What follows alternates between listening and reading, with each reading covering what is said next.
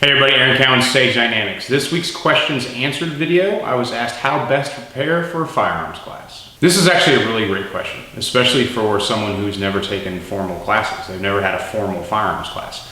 The young lady who asked this question, she signed up for a class and just had some particular questions. She felt that she needed to know more necessarily than what was provided by the course information, and I'm not sure what course information was provided by the instructor.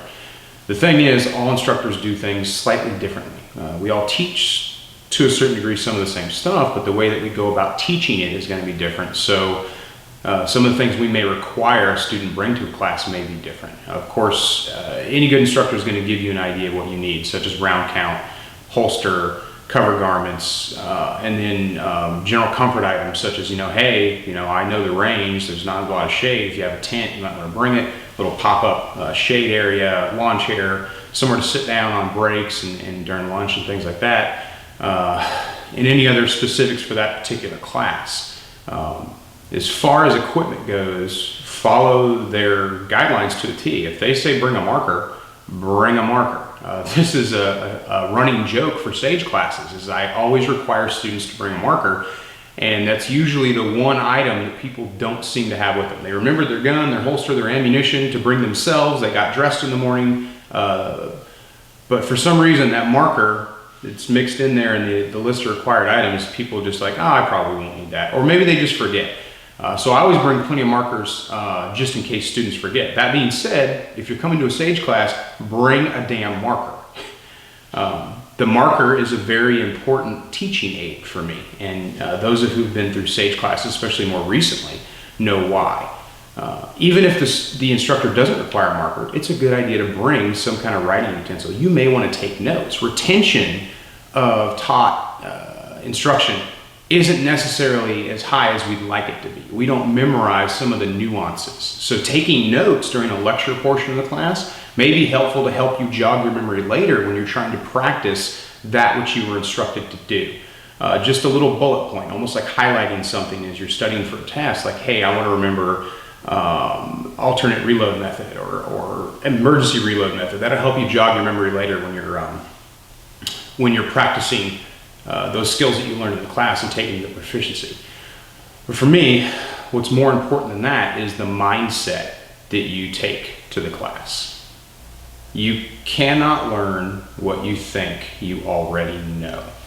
The biggest thing you need to take with you to a class is an open mind. And I know that's a tired cliche. You've probably heard that hundreds and hundreds and hundreds of times. But how many times did you actually critically think about what was being said? It's a simple sentence, an open mind. What does an open mind mean? It means being prepared to critically think about what's being instructed to you. Now, critical thinking is actually not just like thinking hard about something so much as it is weighing the merits and the benefits of the instructed techniques and the information that's being presented to you against your own life, against your own experiences, and then figuring out how it's going to fit into your future practice regimen. At least in regards to firearms training, that's what I mean when I say bring an open mind. It's not because I'm going to teach you something that's so dramatically different from what you may have already taught yourself, because you can teach yourself things, or from what maybe you got from another instructor. But what I want you to do is accept the fact that if you're attending a class, you have at least subconsciously recognized that I may be able to teach you something you don't know, which when put a different way is I know stuff you don't. Now, we have this psychological phenomenon known as the Dunning-Kruger effect. The Dunning-Kruger effect is a cognitive bias. It's a bias that's possessed in the mind that says you assume your capability is higher than it actually is. We see this everywhere. If you look at Facebook, anytime there's a law enforcement shooting, the comment section is full of people who are suffering from this very, very debilitating mental state. They are assuming they know more than the law enforcement officer. Or if there's a court case going on, they assume they know more than the lawyers and the judges. They assume they know more than doctors. They assume they know more than the trash guy. They assume they know more than the guy who's cutting their lawn. Now, we have to obviously allow for the possibility they do in fact know a little bit more in this one small acute area of knowledge. But by and large, it is statistically inconceivable to think that a person would know more about all these different fields to which they are not considered experts or to which they have very, very little practical experience. Most people's education prior to firearms training comes from movies and television, and some of that education is unconscious. You pick up things as you're viewing something, and those things get stored in your mind, and then you relate them to real life when they might not necessarily coincide with what actually happens, because movies, television, video games, things like that, they're scripted in certain ways. So how debilitating can the Dunning-Kruger effect be in a class? It can be absolutely monumental in its ability to keep you from being able to learn, because you're standing there on the line thinking you know more than the instructor does. Again, you may, but the chances that you do are somewhat slim. Now, I am not saying in any way, shape, or form that I've never learned something from a student, because I have. Because I get people from all walks of life and all experience levels that come to a class. And I learn from my students. Every single class I pick something up. It may not necessarily be firearm related, but it can be related to an area of instruction that I'm willing to accept and say, you know what? He's right. I should change or tweak or refine the way I do this or this or this or this or this. That way that makes me a better instructor. So if I'm willing to come to a class as an instructor with an open mind, I definitely expect students to come to a class with an open mind so that we can learn from each other. But ultimately, if you show up to one of my classes, I'm gonna go under the educated assumption that you're willing to learn. Every now and then, I get a student who shows up, and all he's there for is to show off to the other students who he may or may not know and prove me wrong. And it doesn't necessarily go well for him because a person with that mentality generally is suffering from an acute case of the Dunning-Kruger effect. You can check this out for yourself. It's a very easy way to figure out how pervasive this is. Take 10 people you know, 10 friends, 10 family members, a mixture of coworkers, whatever. Take all 10 of them. This is a small sample, but it's going to work. And ask all 10 of them what they think of their driving ability. Now, in order for this to work best, you have to have pretty good knowledge of how well they drive beforehand.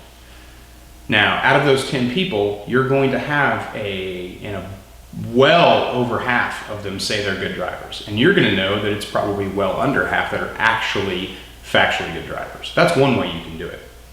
Or you can just Google the Dunning-Kruger effect and see all the comprehensive studies that have been done on it and see how pervasive, again, that this particular mindset is.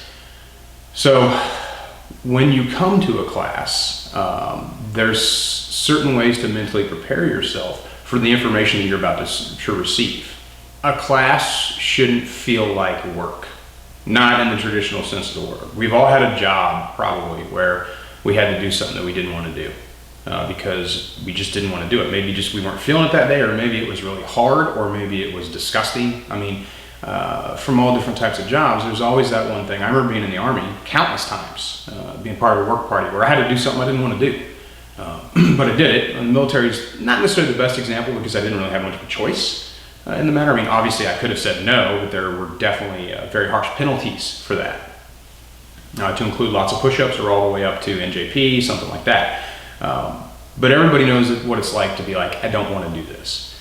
If you're attending a class, you should want to do everything that's going to happen. One, because you're going to be better for it if the instructor's doing his job. And two, because you paid money for it and you were open-minded enough to say, you know what, I want to go take a class, I want to learn, I want to become a more effective shooter and a more effective thinker. Now, my job as an instructor, the way my philosophy of teaching is I want to make you a better thinker, not necessarily a better shooter. Depending on where you're starting from, I expect a student to come to me already being a pretty good shooter. Now, some of you may be like, what? And I've said this before. If you come to class as an okay shooter, you're going to leave an okay shooter. In 8 to 16 hours, it's unlikely that I will get you through the layers of education to have you just become the best shooter ever. It's just not feasible. But what I'm going to do is teach you proper techniques and proper ways to think about things. And then you take that information home and you practice proficiency. So if you were practicing before you came to class, you should already have the functional mechanics down to a degree. You should already be able to perform reloads pretty well, manipulate the slide release. You should have sight alignment, sight picture on point. You should already have educated yourself to a certain degree to how to operate the gun. I want to take those fundamentals and apply them to drills and scenarios to push your performance envelope so you can see where the wheels start to fall off. Using my handgun classes as an example, I have defensive handgun fundamentals, defensive handgun 1, defensive handgun 2.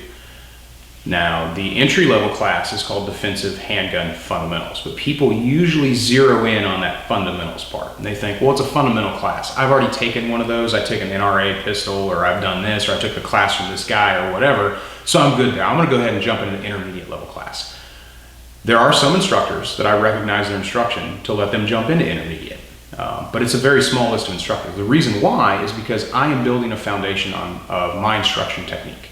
If you want to come take a class from me, I strongly suggest that you start at defensive handgun fundamentals, because I don't really put as much emphasis on the word fundamentals as I do defensive. I'm a defensive focused instructor, so everything I do has a mind towards defensive shooting. The instructor you may be going to take a class from probably has his classes set up in the same way, because we can't cover every single thing in an 8 or a 16-hour class. That's why we offer more than one class in a string under a certain focus, like firearm, rifle, shotgun, what have you. Be very aware of the instructor who's going to get you through everything in one class, because that's just, you don't want to drink from the fire hose in that way. That'd just be too much information coming in, and you're not spending a considerable amount of time per skill set. So my defensive handgun fundamentals class not only lays the foundation for defensive handgun shooting as I teach it, but it also lays the foundation for how I want you to learn to problem solve. So it's my way of teaching. Students I've had come through defensive handgun fundamentals, they like the way things flow. And the first class sets you up for the second class, which sets you up for the third class. If you want to jump into the intermediate level class right off the bat, especially if you've never had any previous training, I will probably safely assume that you're suffering from a case of Dunning-Kruger. You may think that your skill level is higher than it is. Now, it very well may be higher, or I should say high enough to jump into the intermediate level class, but you're missing a lot of information.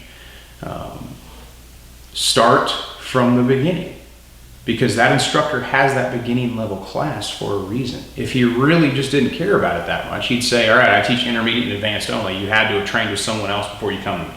None of us really set our classes up that way. If we all taught the same thing, then there wouldn't be as many instructors out there. Me and a lot of other instructors, we teach 90% of the same information. 10% is unique, and that 90% is delivered in different ways with different focuses on different skills. So if you're getting ready to take the class, think about what is your attitude approaching the class before you go. In your mind, do you think, I already know, the first couple hours is going to be boring because I already know all this stuff. How do you know it? And do you actually know it? An open mind means I'm going to do every single thing this instructor asks me to do and see if it aligns or dismisses what I thought I already knew. Now, I have been blessed with a pretty good career so far. I was in the Army, I was also a contractor, and I was also law enforcement, to include a law enforcement training officer. I've been SWAT/SRT. And I've done investigations, narcotics, and things like that. So I have a pretty good, strong foundation of experience to speak from, and a strong foundation of experience to teach from. That doesn't mean I know everything, and I'm definitely not saying that. But when I get someone who tells me, well, I was in the Army, so was I know to a certain degree the level of training where the Army's at. I know that the Army teaches to the lowest common denominator until you get into higher functioning classes. If a guy comes to me and says, hey, I was Special Forces, I know he's higher up here than your line infantry when it comes to instruction. He's had more classes. Demonstratively, he's had more training, which means he is more likely to be more proficient in a certain area than maybe just your basic, E2, right at a basic training infantryman. I think everybody could probably agree with that. The same thing goes with police officers. If I have a 10-year veteran police officer who he's in the training department, he's a firearms instructor, he's been to all these different classes, he's had all this real-world street experience, and then I have an officer just out of the academy, I know that their experience levels are going to be different.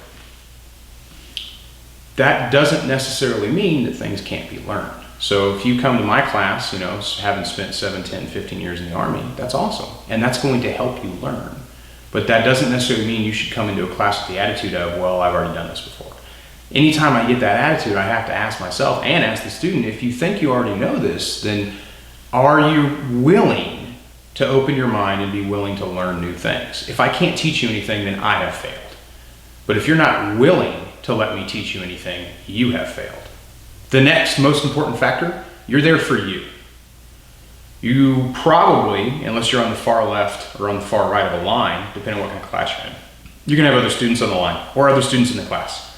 And you're going to see very quickly who is better or worse than you. Because let's be honest, we're looking around, we're checking people out, we're looking at their targets, we're seeing who's performing better than us. That doesn't mean anything.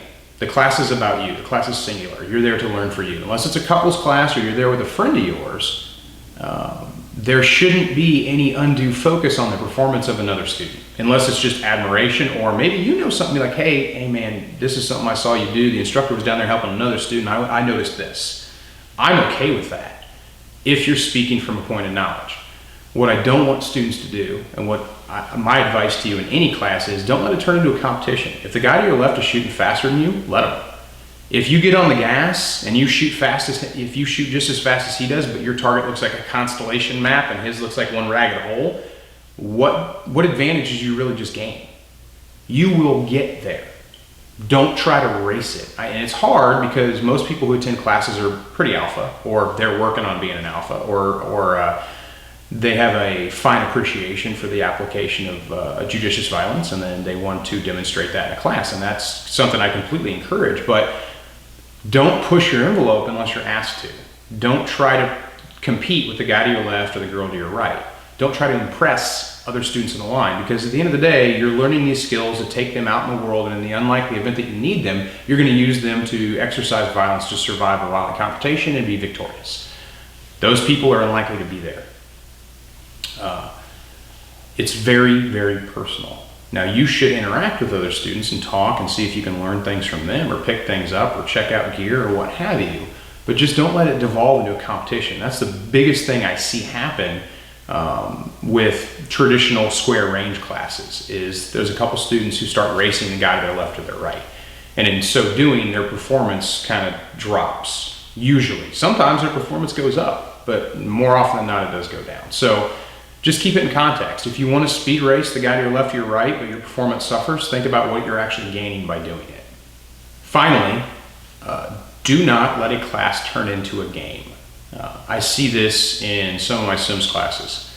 I also see it probably the most in my vehicle classes. By about towards the end of day one, and sometimes later into day two, there are a few students that it just becomes a game. They stop holding themselves accountable for their performance, and they just want to shoot fast and move quick, and they just want to be physically dominant over the performance of other students. So it goes back to what we just talked about. But what they're really doing is they've gotten out of the learning mode, and they've gone into the entertainment mode. So now they're just playing a game, and that's completely wrong.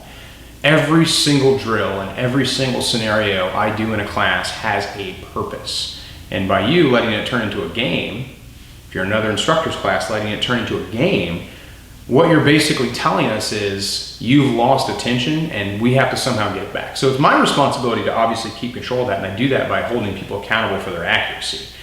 But you need to hold yourself personally accountable for your accuracy. I should never have to tell a student like, hey, that you need to slow it down because of the 10 rounds you fired, only 5 of them hit the target and only 2 of those hit a critical area of the body. You should hold yourself personally accountable for that before I ever do. Some instructors don't require round accountability, or they only do at certain parts of the class. Now, remember what I told you, I want all my students to bring a damn marker. The reason that you bring a damn marker is I want you to physically go down range every chance you get and mark your hits. Not because we're going to keep a collective tally or score, but I want you to physically go through the exercise of seeing every single hit on the target, seeing where they go. Because I focus a lot on anatomy and I use 3-dimensional targets, students going down there after having had that block of instruction get to see, man, that's bad, that's bad, that's bad. Okay, up here I'm good. This would have hit the heart. This probably would have went through and hit the lung. Up here in the head, I got some good hits. That might have been a brainstem. That's cranial vault, frontal lobe. They see where their rounds with a high degree of accuracy would have went, and if they would have been potentially good enough to incapacitate their threat. When the wheels start to fall off, I usually see students, their shot group goes low. They start to hit the lower abdomen areas. Because I only use body targets, that's why I'm speaking about just the human body. I don't use steel plates like circles or squares or diamonds or triangles or any of that. It's not the way I teach, it's not my philosophy. So every time a student goes down range to hold himself accountable for his accuracy, if I'm down there with him holding him accountable for his accuracy, he gets to see how well he performed or how much improvement he needs.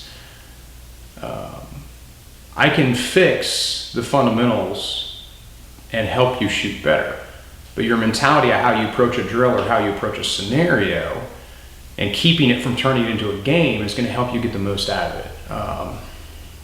Personal practice goes a long way. That's how, like I said, that's how we reach proficiency. But some things you may never be able to do unless you take a class. A lot of people can't just grab a car unless it's their own personal vehicle and go out and punch holes through the windshield and fight through the windshield and fight through the doors and work cover and everything like that. Or they can't, shoot low light. They can't do a shoot house. There's a lot of things they might not be able to do outside of a class. So if you paid money to take a class and you showed up, do your best to keep reminding yourself, I need to take every single thing seriously. I'm gonna have fun, but I don't want to turn this into just a mindless exchange of gunfire with a piece of cardboard. Now, as you've probably already guessed, I can talk on length about the philosophy of learning because I love learning. Learning is one of my favorite things to do. There is no better feeling in the world than gaining knowledge that you didn't have seconds or minutes or hours or days or years ago. That's a cool feeling. I like learning. If I ever get to a point where I stop learning, I might as well hang it up. I want people to be excited about the idea of learning anything. Now, when they come to a class with Sage, I want them to be excited about the idea of learning skills that can help save their lives or save the lives of their loved ones. Because nobody wants to meet the minimum standard in a gunfight. Every single person watching this knows one or more people who will never take a class because they have attended the University of Dunning-Kruger.